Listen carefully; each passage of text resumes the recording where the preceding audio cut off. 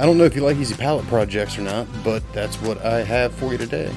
And it is a trellis for the watermelons. The first thing I had to do was to get all the watermelon and cantaloupe vines out of the way.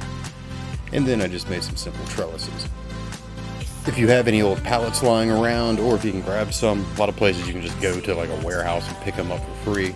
Then you can simply rip off every other board on one side of the pallet, take those boards and screw them to one end of the pallet, which will act as the support for the pallets to give you the trellis that you need.